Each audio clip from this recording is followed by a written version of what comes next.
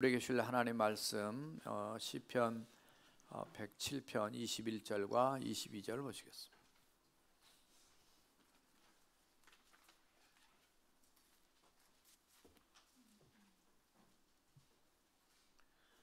우리 다 같이 합독하시겠습니다. 21절, 22절 다 같이 시작. 여호와의 인자하심과 인생에게 행하신 기적으로 말미암아 그를 찬송할지로다. 감사제를 드리며 노래하여 그가 행하신 일을 선포할지로다. 아멘.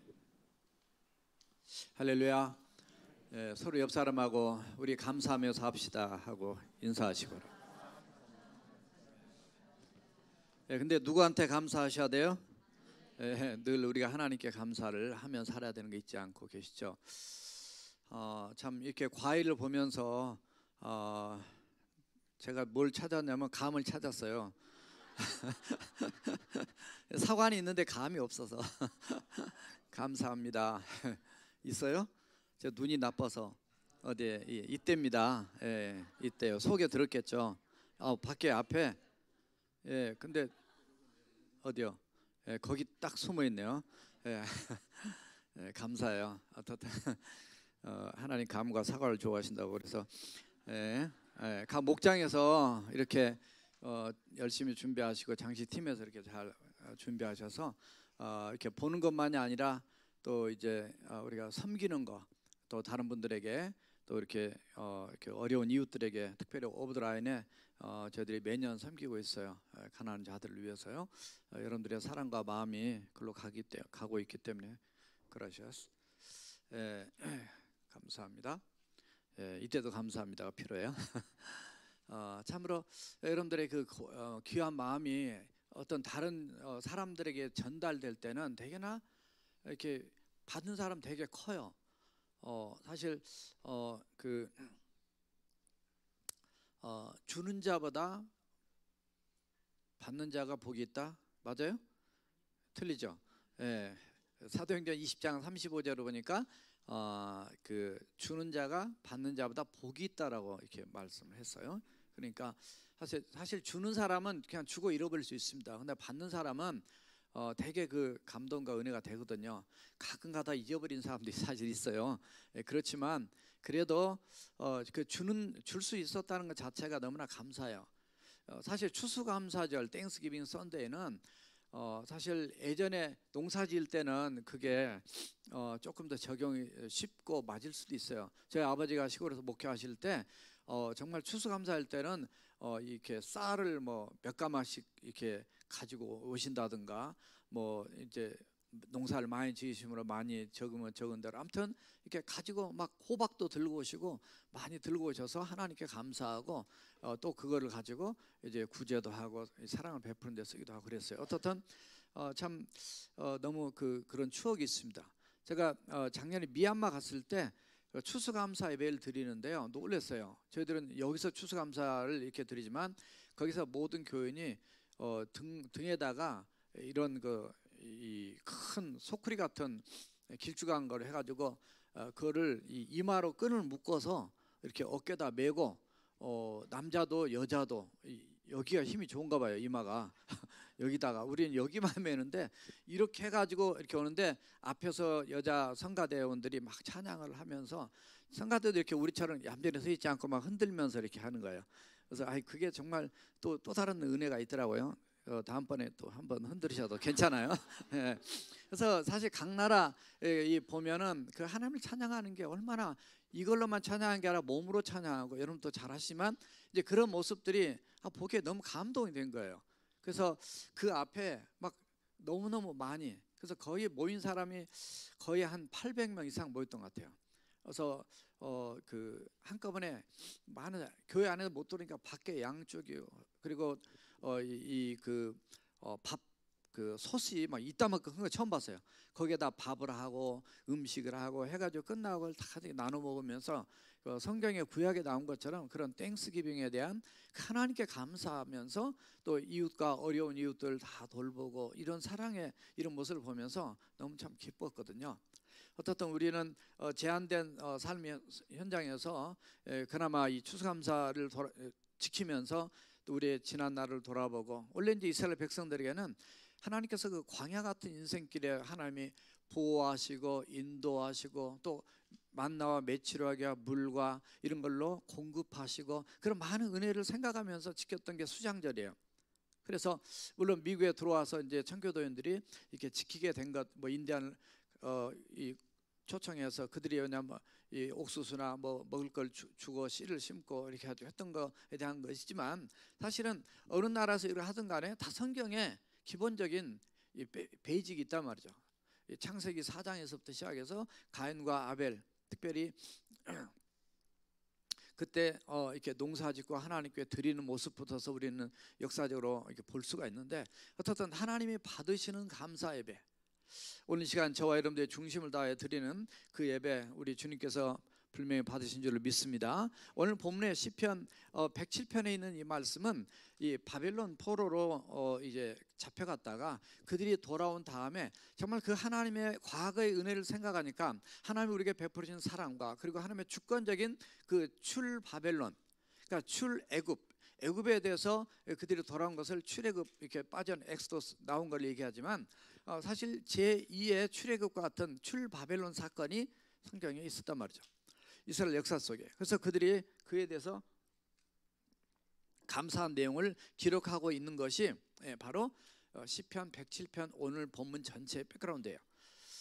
따라서 해보세요. 모든 것이 하나님의 은혜다.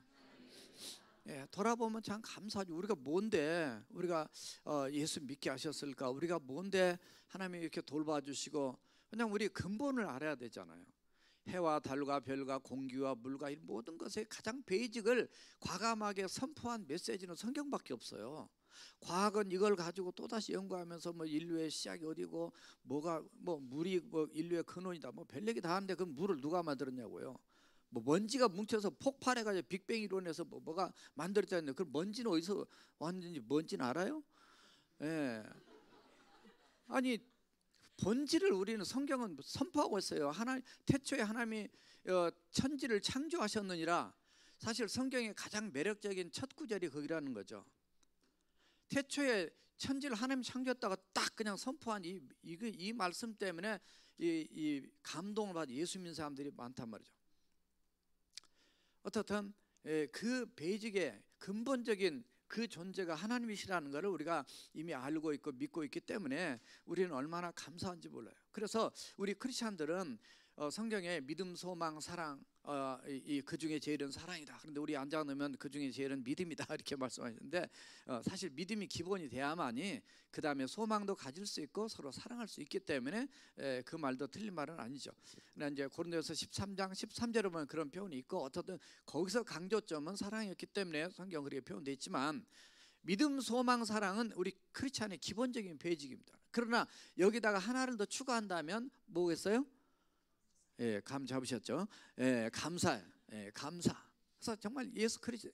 그러니까 이 감사가 정말 우리의 생활 속에 어려워도 감사, 기뻐도 감사, 이런저런 이유로 인해서 참 감사하면 마음이 편안해져요. 감사하면 행복해져요. 감사하게 되면 관계도 좋아요. 사람에게서 늘 감사하면 이것 또 감사하면 응답도 받아요. 감사하면 하나님의 역사도 있어요. 감사하게 되면은 내 그릇이 넓어져요. 근데 맨날 불평하고 원망하자 뚜껑 닫은 사람이에요. 그러나 감사하며 마음이 열린 사람.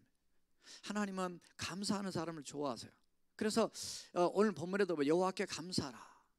여호와께 감사하라. 오늘 시편 107편에 있는 말씀에 선포로 이렇게 때리고 있지만 총 주제예요. 첫 시작이에요.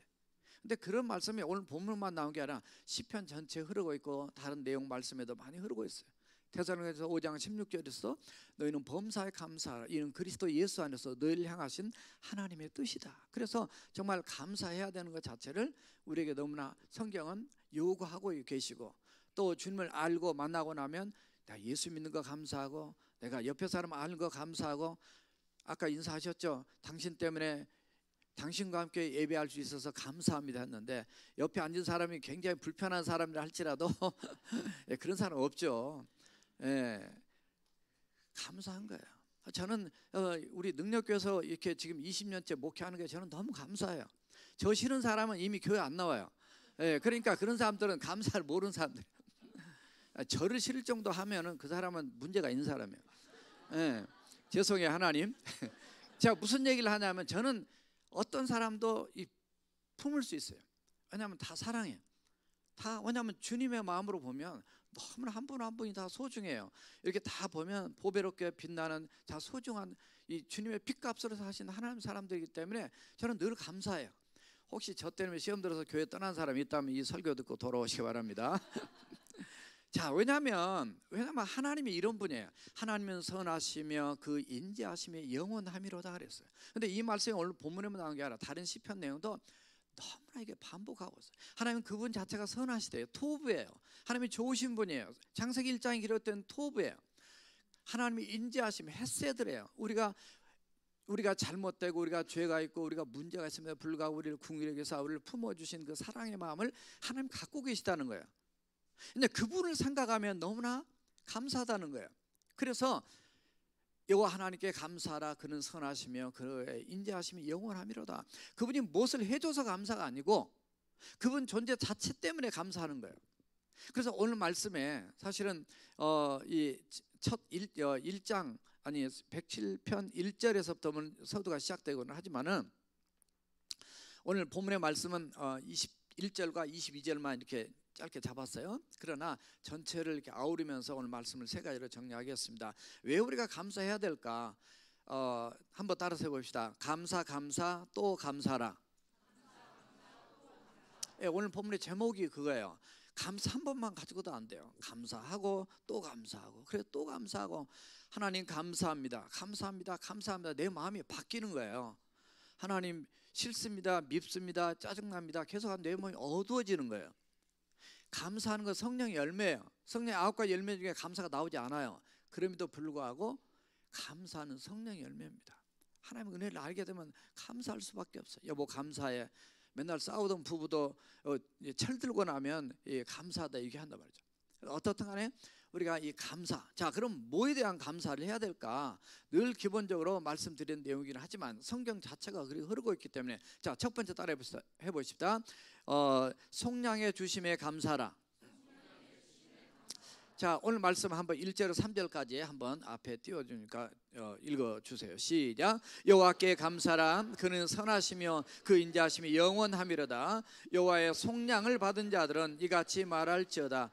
여호와께서 대적의 손에서 그들을 속량하사 동서남북. 아멘. 예, 이 감사가 기본인데 그 중에서 어떤 감사하면 속량해 주셨다. 이 코페르란 말인데 우리를 포로나 노예로부터서 어떤 대가를 몸값을 지불하고 우리한테 죄값을 지불하고 사셔서 우리를 자유롭게 했다는 그런 의미를 담고 있어요. 코르페가 아니라 코르페예요. 코페르가 아니라 코르페란 말인데 우리를 속량해 주셨다.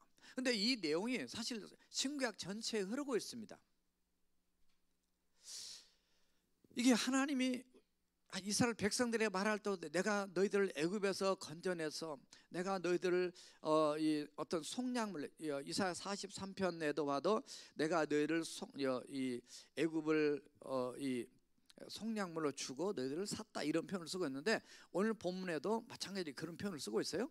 신약에 봐도 갈라디아서 3장 13절에 가게 되면은 예수 그리스도를 통해서 율법의 저주에서 우리를 속량했다 이런 표현이 나옵니다. 3장 13절이나 4장 5절에 보면 예수님 이 땅에 태어나신 것은 우리를 율법의 저주에서 속량하사 우리를 그의 아들의 명분을 갖도록 하기 위해서 우리를 예수님이 십자가에서 속량했다 이런 표현을 쓰고 있어요. 코르페란 말을 쓰고 있어요.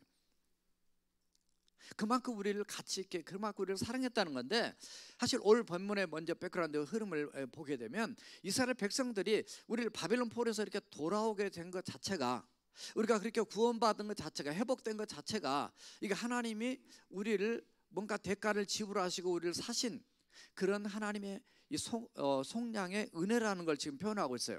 무슨 얘기냐면 끌려간 건 바빌론이라는 국가의 나라에서 이 느부갓네살을 통해서 이제 끌려갔어요. 그러나 그들이 다시 해방이 70년 만에 그들이 해방돼서 돌아올 때는 페르시아라는 나라가 갑자기 메대 바사, 성경에 메대 바사, 메대가 먼저 생겼다. 바사가 페르시아인데 페르시아가 메대를 먹고 그다음에 페르시아가 더 왕성해져 가지고 이 바벨론을 침략하게 됩니다. 그래서 결국은 뭐가 속량물이 되냐면 바벨론이 속량물이 돼요. 바벨론이 이스라엘 민족을 공격하게 되고, 물론 하나님의 큰 섭리 가운데 보면 하나님의 주권하 있지만은 어떻든 이 바벨론을 속량물로 잡히게 돼요. 주게 되고, 그리고 페르시아의 왕 누가 되면 고레스라는 왕이 등장하게 되면서, 아니 고레스가 정말 하나님을 알지도 못한 사람인데 이사야 45편 1절을 보면 하나님께서 고레스에게 고레스를 뭐라고 표현하고 있냐면 기름 부은 자라고 표현하셨어요. 하나님의 특별한 계획 가운데 그를 쓰시기 위한 사명자를 하나님이 택하셔가지고 그를 통해서 놀라운 역사를 이룬 걸 성경 표현하고 있어요. 이사야 45장 1절 한번 다 같이 읽어보시겠어요? 시작.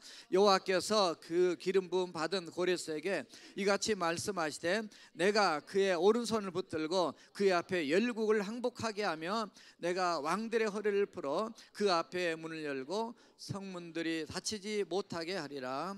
아멘.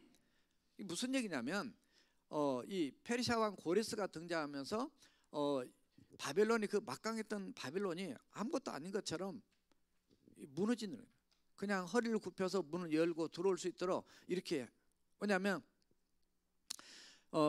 이거는 그냥 세상적으로 보면 힘이 세서 이겼구나 이렇게 보지만은 성경에 이 미리 예언된 메시지로 보게 되면 이게 하나님의 주권과 섭리 가운데 하나님이 이스라엘 백성들을 사랑하기 때문에 이런 역사를 이룬다는 걸 지금 보여주고 있단 말이죠. 그래서 우리가 성경을 봐야 되는 거예요. 성경 안에 이스라엘 역사를 통해서 일하시는 하나님을 우리가 발견할 수 있어요. 그래서 큰 픽처로 보게 되면 하나님이 이끌어 가시는 것을 보게 됩니다. 이스라엘 민족이 오늘 본문의 그 11절에 보게 되면 그들이 하나님의 말씀을 거역함으로 말미암아 그들이 이 바빌론 포로로 끌려간 내용을 거기에 원인을 써놓고 있어요. 그러나 그럼에도 불구하고 하나님의 그 선하심과 인자하신 그 자비가, 내가 하나님 뜻대로 살 때도 하나님의 인자하신 자비가 있었고, 내가 바벨론에 붙잡혀가 있었어도 그곳에서도 하나님 말씀 거역하고 가 있었음에도 불구하고 하나님의 인자하심과 자비하심이 변함없이 우리에게 있었다는 걸 지금 오늘 시편의 흐름에서 말씀하고 있는 거예요. 결국은 그렇게 해서 그 바벨론을 꺾으시고 하나님이 우리를 건져서 이제 속량해 주셔서 구원받게 했는데, 국가를 건져 주셨는데, 결국 우리 개인의 인생 우리로 돌아보면 이 바벨론보다 더 센 사실 영적 대적이 누구냐면 악한 마귀 사탄이거든요. 사단을 이 대적을 물리치고 예수님께서 십자가에서 죽으시고 부활하심으로 우리에게 영원한 이 구원의 선물을 줄 수 있는 이 구원의 사역을 완성하신 그 예수님의 능력이 얼마나 크냐는 거예요. 우리가 자칫하면 누군가 도와줘서 내 어려움을 문제를 해결해 주면 그분이 굉장히 소중하게 여기고 그분에게 감사합니다. 그러나 그 인간 어떤 세상 그 어떤 것으로도 해결할 수 없는 그 문제를 해결해 주신 그 예수님의 은혜는 지금 페르시아보다도 훨씬 더 크신 분이 바로 우리가 믿는 예수님으로 믿습니다. 바로 그 예수님은 우리를 구원해 주셨다는 거죠. 그래서 그 속량한 그 은혜가 너무 크기 때문에 그걸 알고 오늘 본문에 속량이 나오지만 아까 말씀드린 갈라디아 3장 13절과 4장 5절에 등장하는 그 갈라디아서를 쓴 분이 누구냐면 성령님의 감동하심으로 쓴 이 사도 바울이에요.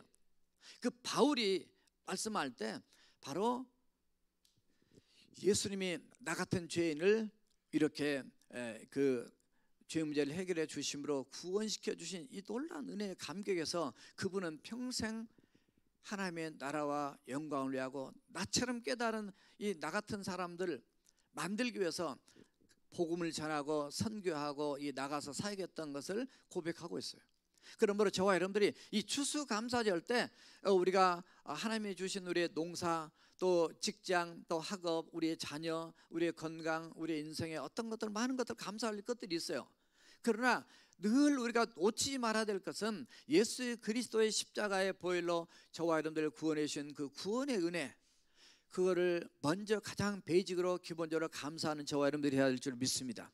성경에 보니까 하나님도 늘 그 말씀하셨고요.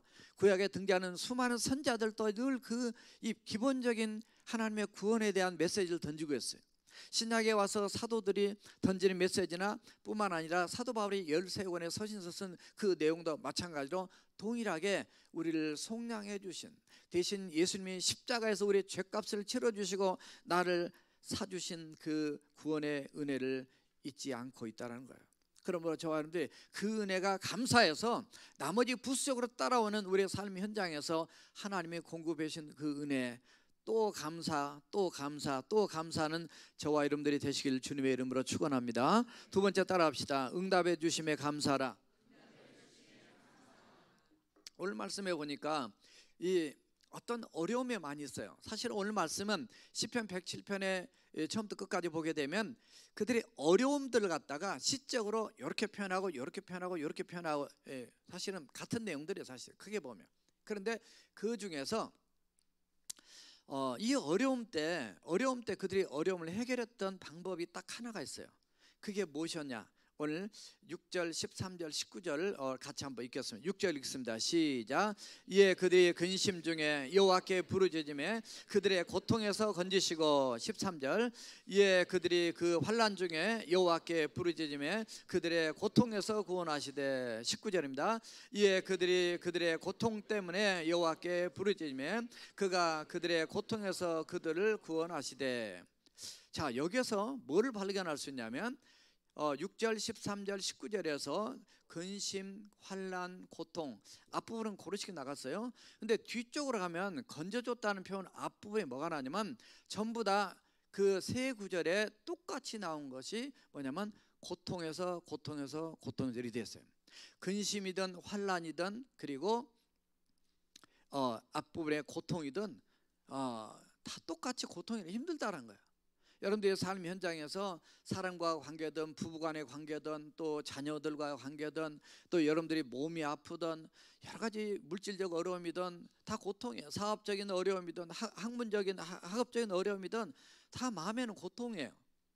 근데 그 고통을 풀어가는 열쇠를 딱 하나 또 똑같이 제시하고 있어요. cried out, 부르짖었다는 거예요. 원통하고 쏙 터지면은 하나님께 부르짖어 기도할 수밖에 없어요. 저도 때로는 묵상도 하고 이렇게도 하지만은 정말 속 터질 때는 하나님께 부르짖으면 이 카타르시스도 돼요. 이 속이 후련하게 속에 쫙 쏟아내야 돼요. 누구하고 상담할 때 끌어안고 있다가 그걸 터놓기만 해도 내놓기만 해도 치유가 일어나거든요. 그런데 하나님 앞에 부르짖어 기도할 때 하나님이 그때 많은 말씀을 하세요.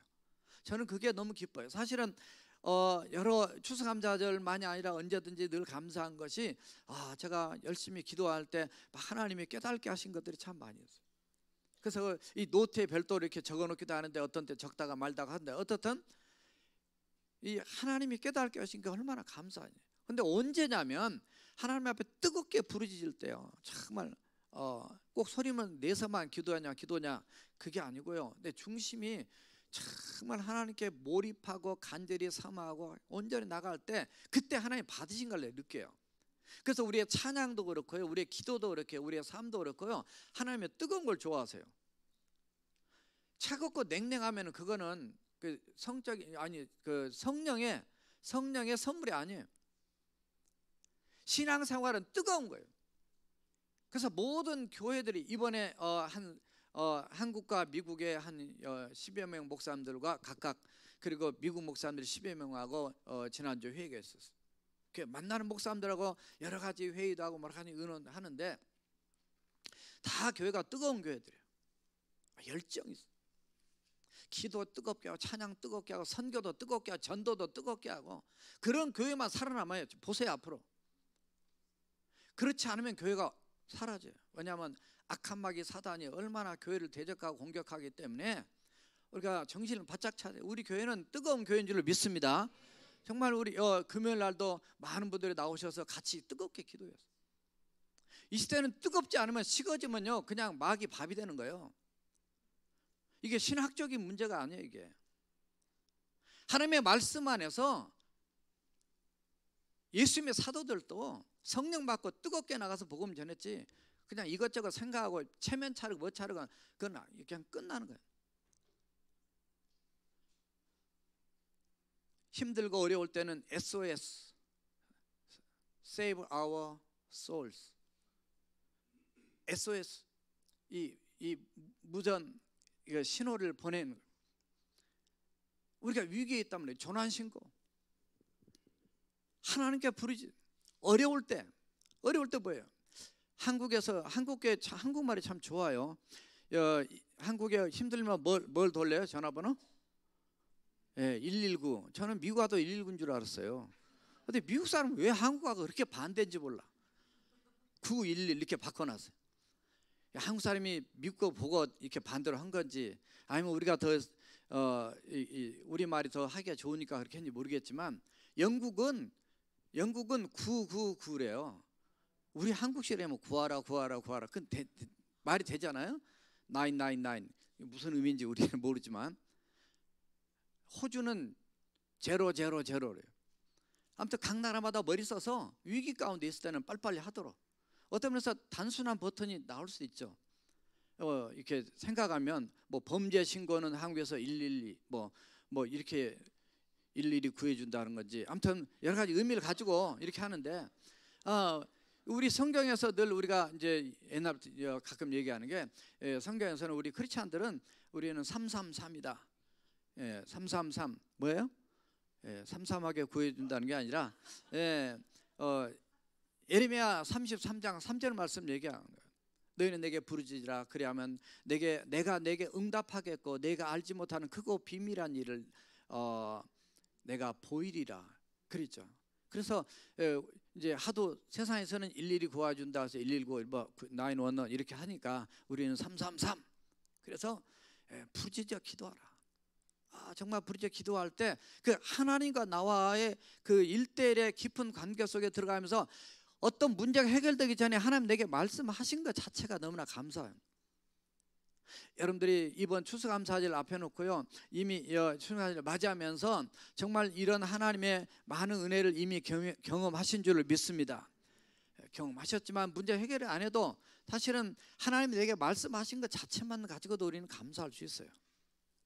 왜냐하면 그분을 신뢰하고 그분을 믿으니까. 그분이 인자하시고 그분이 선하시기 때문에 하나님은 부르짖는 자에게 함께 하신 하나님. 예레미야 29장 12절에 그랬어요. 네가 내게 부르짖으면 내가 너의 기도를 들을 것이고, 내가 내게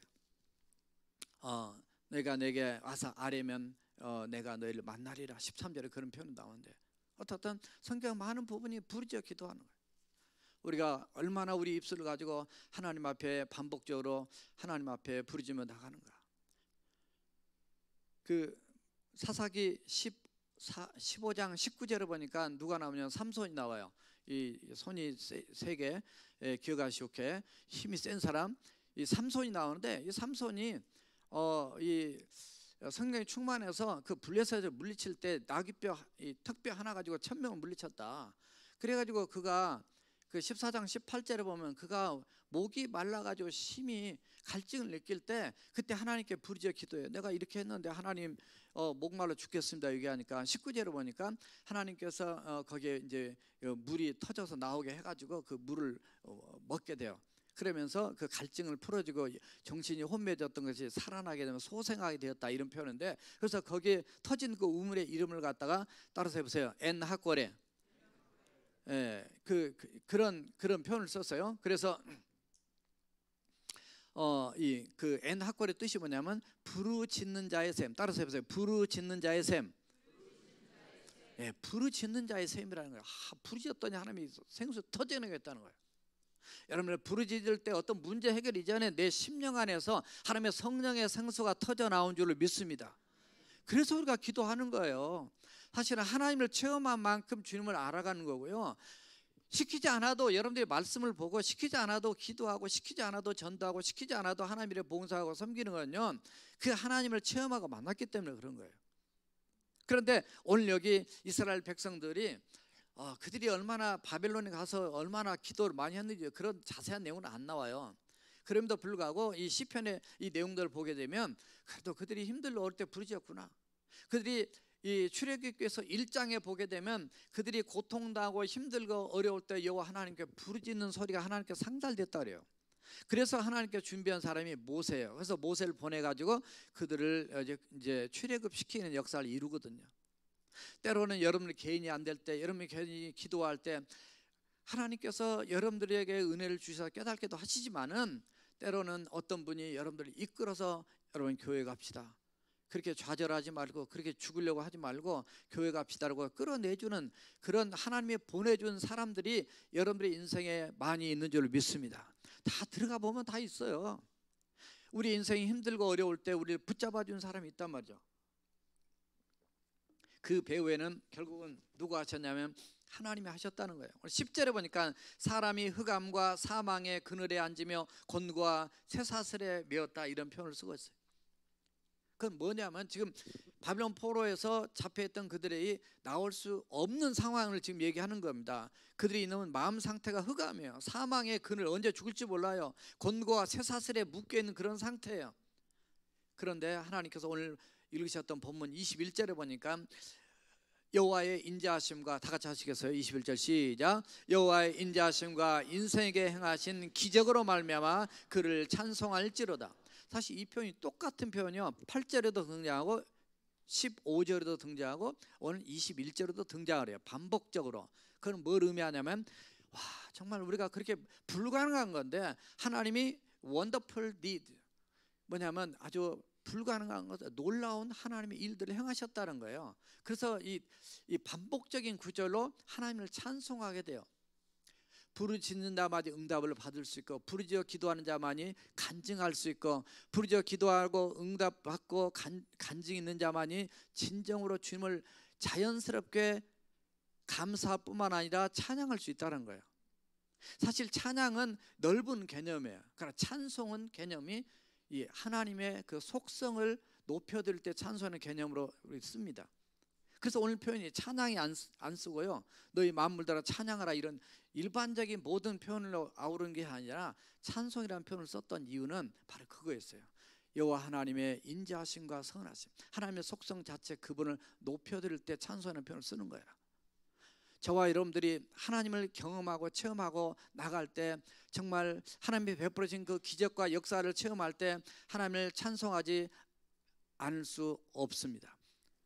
이스라엘 백성들이 바빌론 나올 때, 바빌론이 사실은 성경에 그렇게 자세히는 안 됐지만 역사학자들이 얘기해요.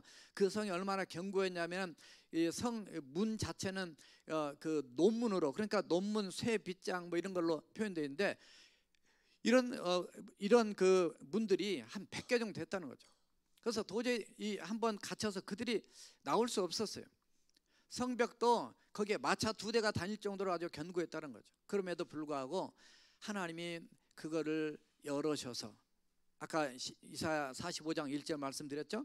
하나님의 성문을 열었도록, 닫지 못하도록, 왕들이 무릎을 꿇도록 하나님이 고레스를 통해서 놀라운 역사를 이루는데, 그 배후의 역사 해석은 눈에 보이는 것만이 아니라 역사 배후에 역사하신 그 하나님을 우리는 보고 있거든요. 그러니까 성경이, 늘 말씀드려, 성경이 전지자적 관점으로 써 있어요. 소설도 제3자적 관점이 있고 제1인칭 관점이, 3인칭 관점이 있잖아요. 이거는 어떻게 이렇게 쓸 수가 있을까? 보지도 않았는데, 듣지도 않았는데. 이래서 이 성경의 저자가 성령 하나님이라는 거죠. 전지자적 관점에서 때문에 여기에 해석이 들어있어요. 그래서 바로 하나님이 그 불가능한 성벽을 무너뜨리고 그 성문을 여시고 거기에서 이렇게 구출해서 우리를 구원해 줬다는 게 너무 감격스러운 거예요. 이스라엘 역사에 그 민족 전체를 이렇게 해방시키는 출애굽이라든가 이 출바벨론, 물론 출바벨론은 너희들이 나가라, 그러니까 1차, 2차, 3차 해가지고 나온 사람이 10만 명도 안 됩니다. 그 어떻든 그렇게라도 나온 역사가 놀라운 기적이죠. 사실 그 예전 시오니즘을 외치고 이스라엘 민족이 이렇게 그 가나안 땅으로, 이제 자기 약속의 원래 땅으로 이렇게 돌아온 역사가 1948년이잖아요. 그때 그 시오니즘에서 이 성경에는 없지만 그건 근대사니까 소련에서 들어온 이스라엘 들어온 유대인들만 약 10만 명이 넘다는 거죠. 그것도 기적이에요. 아니, 어떤 나라가 니네 나라로 돌아가라고 다 한 번에 10만 명 이상을 다 보내주겠어요. 물론 여기 사는 것보다 또 자기 나라로 간다니까 그냥 보낼 수 누구나 있겠죠. 물론 여러분들 다 우리 한국과 살겠습니다 하고 미국에서 갑자기 한 10만 명 이상이 한국으로 다 돌아가겠다 그러면 아마 이게 토픽감이 될 거예요. 이것이 전부 다 성경의 예언과 기록된 내용대로 사실 진행된 역사거든요. 마태복음 24장에 보면 어떻든 저와 여러분들은 하나님께서 우리가 기도할 때 이루어 주시고 역사하는 그거, 사도행전 그 12장에서 사도행전 그 12장에서 베드로가 감옥에 갇혔다가 이렇게 갇혀 있을 때 예루살렘 교회는 교회에서 밤새 기도하게 되고 하나님께서 천사를 보내 가지고 이렇게 철창문이 열리고 또 그 착고가 풀리고 이렇게 해가지고 나온 내용들이 거기에 등장하고, 또 사도행전 16장에 보면 사도 바울도 마찬가지로 빌립보에 가서 복음 전하다가 이 감옥에 갇혔을 때 옥토가 흔들리고 착고가 풀리고 한 그 내용들을 우리는 기억하고 있습니다. 사실 이런 일들이 오늘날도 일어날 수도 있어요. 하나님 안 이루어줘서 그런 거지 필요하실 때는 하나님 역사를 하시는, 꼭 그런 일만이 아니라 여러분들의 삶의 현장에서 정말 이 쇠사슬이 묶인 것처럼 아직 풀어지지 않는 그런 문제나 그런 일들이 정말 기적 같은 하나님의 방법으로 하나님이 뚫어주시고 역사하셔서 하나님을 찬양할 수밖에 없고 하나님께 감사할 수밖에 없는 그 은혜가 분명히 저나 여러분들에게도 체험된 줄 믿습니다. 사실 그런 얘기를 하면 시간이 없으니까, 하나님은 우리의 부르짖음에 응답하시는 분이에요. 사실 오늘요 아침에 일부 예배 마치고 어떤 분이 저한테 들어왔어요. 말하기가 그래서 들어왔는데 목사님 이 참 이거 어떻게 해야 될까요? 그러면서 본인 얘기를 하시는 거예요. 무슨 얘기냐? 본인이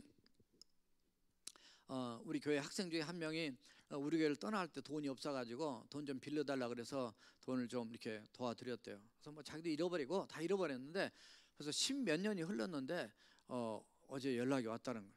연락이 와가지고 그분한테 그것이 늘 갚아야 되는데 미안함이 있어가지고 그래서 돈을 보내왔어요. 돈이 뒤에 공이 3자리예요. 아무튼 많이 보내왔어요. 내가 빌려준 것보다 더 많이 돌아왔습니다 그런 거예요.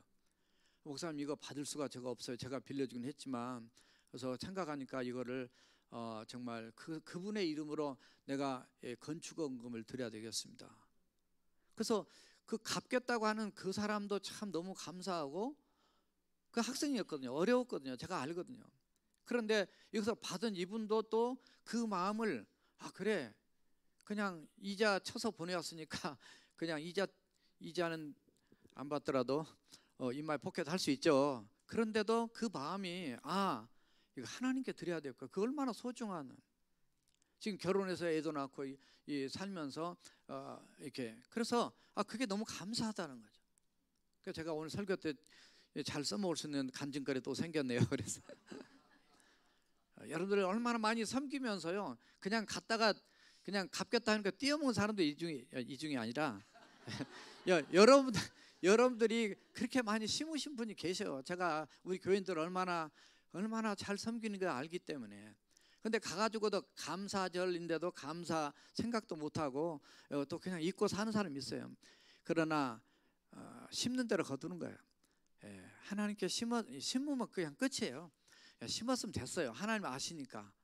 하나님이 또 그분은 또 다시 다른 사람 어려우면 그 사람 또 돕고 이렇게 하게 되면 되지만, 그래도 또 그 은혜를 알고 이렇게라도 하니까 또 그게 사람이 되게 또 감동이 되는 거 아니에요. 그래서 어떻든 우리가 은혜를 알아야 되는, 하나님께도 마찬가지예요. 사람에게도 그러는데 하나님께 우리는 천국 가면 얼마나 좋을까.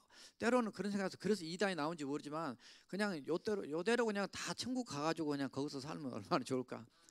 여기서 오래 산다고 우리 인생이 뭐 그렇게 달라집니까? 죽으라고 고생만 하는 거지. 어떻든 간에 우리가 기왕에 사는 거 행복하게 살자고요. 예수 잘 믿고 서로 사랑하고 감사하고, 옆 사람 봅시다. 예수님으로 감사하며 삽시다. 예. 자, 세 번째, 이러다 보면 너무 시간 가니까 세 번째 갑시다. 자, 하나님 때문에 감사하라. 감사의 수준을 좀 높여야 되겠다. 오늘 본문에 그런 말씀 안 나오지만 제가 말씀 묵상하면서 그런 생각을 했어요. 하나님 때문에 감사. 사실 전체 흐름은요, 하나님 이렇게 해줘서 감사하다는 내용이 사실 오늘 전체 분위기거든요. 시편 107편이. 그러나 여기에 보니까 하나님께 감사로부터 시작된 이 메시지는 그런 하나님을 믿고 있다라는 거, 알고 있다는 거, 이게 너무너무 감사하는 거죠. 우리가 만약에 안 믿고요, 제가 저 미얀마 가보니까 그냥 다 금으로 막 도배를 해놓은 그 집들 말이 보면서 너무나 영적으로 머리가 답답했어요. 우리 하나님께 감사하되 우리 감사 수준을 좀 높여야 되겠다. 자, 첫 번째 감사는 조건적인 감사입니다. 하나님 이렇게 해주시면 감사하겠습니다. if 감사라고 얘기하죠. 두 번째로는 무엇을 이루어 주었기 때문에 감사. 그러니까 뭐 해줬기 때문에 감사. 사실 오늘 본문의 흐름은 뭐뭐 때문에 감사하거든요. because of 뭐뭐 때문에. 세 번째 단계는 그럼에도 불구하고, 어떤 상황이 아직 해결되지 않았음에도 불구하고, in spite of 뭐뭐 했음에도 불구하고, 그럼에도 지금 아직은 어려워요. 자, 이 3단계. 네 번째 단계는 따라서 해보세요. 그리하지 아니하실지라도 even if you don't. 그분이 하나님이 아무 일도 아직 해주지 않았음에도, 어려움이 더 깊어도, 정말 이런 상황에서도, 그게 다니엘서 3장 18절에 나오는 다니엘의 세 친구의 감사잖아요. 이게 이제 믿음의 성숙도고요, 우리의 신앙의 깊이를 우리가 보여주는 거예요. 그래서 어떤 하나님이 해줘서 감사가 아니라, 참 이런 어려움이 있지만은 이런 상황에서도 하나님을 믿고 알고 있다는 것 자체가 얼마나 감사한지. 우리 교회는 바로 그런 네 번째 단계 수준에 오르신 분들이 바로 저와 여러분들인 줄 믿습니다. 하나님을 알게 되고, 그래서 뭐가 나오냐, 오늘 21절에 다시 한 말씀이란 감사가 나오고 찬송이 나오게 돼요. 그래서 22절로 들어가게 되면 뭐가 나오냐면 감사제를 드리면 이렇게 됐어요. 여기 좀 다른 표현입니다. 앞부분에 감사하라 이렇게만 나왔지만, 감사제라고 하는 것은 sacrifice, thank, offering입니다. 감사의 제물을 드리는 sacrifice, 희생 제물이에요. 그러니까 이거는 아주 더 이렇게 왜냐하면 내가 이 sacrifice는 희생인데, 내가 우리 민족이 우리가 죽을 위기와 고난에서 완전히 살아났기 때문에 하나님께 내 자체를 온전히 드린다는 개념입니다. 하나님 그냥 감사해요 이런 표현이 아니라, 그 정도 아니라 나 자체를 온전히 하나님 앞에 드리는 그런 제물로, 감사의 제물로 드리겠다는 그런 예배예요. 그렇게 드리면, 그리고 노래하며, 그래서 노래는 찬양이에요. 찬송. 그가 행하신 일을 선포할지로다. 여기만 표현해서 선포할지로다. 자기만 하고 있지 말고 이런 선포하래요. 하나님 너무 감사해. 이런 하나님이셨어. 그래서 이런 찬양을 만들어서 함께 부르도록 했던 내용이 오늘 본문의 내용이 이렇게 나오고 있어요. 저나 여러분들은 혼자만 감사만 아니라 정말 우리 자신을 감사의 제물로 하나님께, 이제는 우리 차례잖아요. 우리 주님의 화목제물로 우리를 위해서 죽으셨는데, 내가 감사의 제물로 감사 덩어리가 돼야 돼. 우리가 감사로 충만해야 돼요. 이 속에 찬 것이 나오게 되었어요. 이 속에 불평과 원망과 나쁜 거 찾은 게 나쁜 것만 나와. 그러나 우리가 성령으로 충만하고 또 감사로 충만하면, 여보 감사해. 옆 사람 다시 해보세요. 여보가 아니지. 예. 예. 제가 평소에 늘 쓰는 버릇이 돼가지고 당신 때문에 감사합니다. 네. 네. 마지막 한 가지만 얘기하고 마칠게요. 지난주에 어떤 보안 지역에 갔다 왔어요. 아까 말씀드린 그 지역이 그 보안 지역인데, 거기 가면 인터넷도 안 되고 전화도 안 되고 다 안 터져요. 거기서 많은 특별한 번호를 넣어야만 되는 그런 지역인데, 거기에 가서 이렇게 봤는데, 왜냐하면 이게 공개가 되면 안 되기 때문에 그 사진 찍은 것도 이게 밖으로 유출되면 안 될 정도. 그래서 근데 가니까 그 순교 당하신 분이 420명쯤 있어요. 명단이 다 붙어. 거기에 제가 아는 분도 있어요. 그런데 저와 같이 일했던 분의 그 사모님도 거기에 있더라고요. 근데 참 그분들이 전 세계 곳곳에 나가서 사역을 하면서 총 맞아 죽기도 하고 칼 맞아 죽기도 하고, 제가 어제 편지를 하나 받았어요. 그래서 지금 칼럼에 넣어놨어요. 중동 쪽에서 온 거를 공개할 수 없어서 여러분들만 보니까 이렇게 이제 칼럼 써놨는데 참 그 복음을 위해서 나가서 목숨을 걸고 이렇게 사역하시다가 순교 당한 분이 물론 나가셔서 사역하시다가 거기에 많이 암이 걸려서, 왜냐하면 풍토병에 걸려가지고 죽으신 분이 많이 있어요. 그럼도 다 순교로 이렇게 합니다. 그런데 그 순교자 명단이 제가 몇 년 전에 갔을 때 380 몇 명인데 지금 420명으로 올랐더라고요. 근데 그분 중에 한 분에 대한 얘기를 제가 금요 철학 때 말씀드렸어요. 그 한 분이 그 어떤 그 위험한 나라에 갔는데 너무나 두려우니까 이분이 옆에 나라를 피신하셨어요. 그래서 이분 다른 분한테 와가지고, 다른 선교사한테 와서 얘기했어요. 너무 무섭다고, 두렵다고, 눈물 흘리면서. 근데 와서 얼마쯤 있다가 그래도 기도하면서, 그래도 하나님이 부르신 곳이 내가 그곳이니까 제가 하나님이 원하신 대로 순종함으로 제가 그걸 가겠습니다. 그래서 그걸 갔어요. 갔는데 가서 열심히 사역을 하다가 1년 뒤에 그 4명이 총에 맞아서 이제 순교를 당하게 돼요. 한 명은 이제 부상을 입게 되고. 근데 그 전에 이분이 쓴 편지가 있어요. 유언장이 있어요. 그래서 그 서두에 뭐라고 그랬냐면 만약에 내가 이 편지는 내가 죽고 난 다음에 이걸 봐달라고 그걸 써놨더라고요. 2장을 이렇게 노란 페이퍼에다가 이렇게 필기체 써놨는데 너무 참 그거를 이렇게 보고 그 얘기를 함께 모여서 나누면서 너무 다 울었어요. 정말 38살의 처녀예요. 복음을 위해서 나가서 이렇게 사역을 하다가 죽은 그 사람 생각하니까 우리가 예수 믿는 거 이거 아무것도 아니고, 너무 우리가 세계에서 가장 편안한 나라에서 예수 믿고 너무 감사한데, 정말 우리가 선교를 위해서, 정말 세계를 위해서 또 자기를 대적하고 죽이려고 하는 이런 상황에서도 목숨 걸고 나가서 사역하는 그런 데 있었기 때문에, 우리 한국도 그렇게 순교자의 피가 흘렸기 때문에 한국이 오늘날 예수 믿고 이렇게 나간 거지. 뭐 이런 얘기 들으니까 너무나 참 마음이 아팠어요. 나팀은 우리 성탄 선교 헌금을 또 하게 되죠. 그런데 이분은 키가 150cm밖에 안 돼요. 아주 작은 여자예요. 이분이 중국에 가서 이렇게 사역을 하다가 너무너무 가난하니까 선교 자금이 오게 되면 그걸 가지고 다 먹을 거 사서 다 주고 자기는 못 먹었어요. 너무 못 먹어가지고 몸이 너무 아팠어요. 그래서 미국으로 돌아오는 길에 일본 고베에서 죽게 됩니다.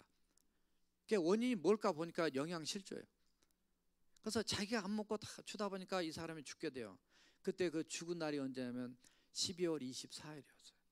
그래서 성탄절 선교헌금으로 해서 이게 하게 되는데, 그때까지 미국도 선교에 대해서 이렇게 까막눈이었어요.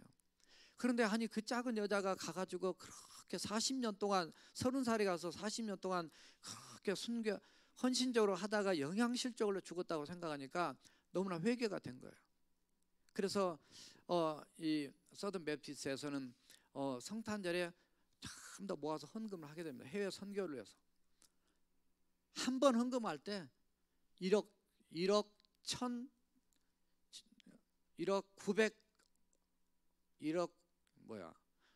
900만 달러가 나오네요. 1억 900만 달러 한 번에. 그거 가지고 5,000명 이상의 선교사님을 보내요. 이게 아주 너무나 임팩트를 준 거예요. 저나 여러분들이 돈이 많아서 선교하는 게 아니에요.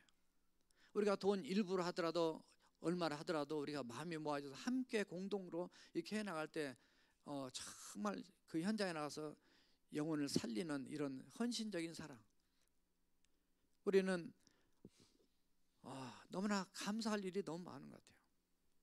그래서 저나 여러분들이 삶을 얼마나 살겠어요. 저도 그렇게 생각합니다. 내 인생 많이 살아야 앞으로 이제 인생 4분의 1밖에 안 남았다. 내 20년 남았을까 이런 생각 들어요. 여러분 인생 젊은 사람 더 많이 남았다 생각하겠죠. 그러나 우리 인생 언제 갈지 몰라요. 기왕에 우리 사는 인생 감사하면서 정말로 나도 살고 남도 살리는 그런 하나님의 사람들로 승리하며 살아가는 저와 여러분 되시기를 주님의 이름으로 부탁드립니다. 우리 함께 통성으로 기도하시겠습니다. 하나님 참으로 감사 또 감사합니다. 성장의 빛을 예수님께 줬고 또 많은 나에게 복음을 전하게 해서 기도해 주고 복음을 전해 주고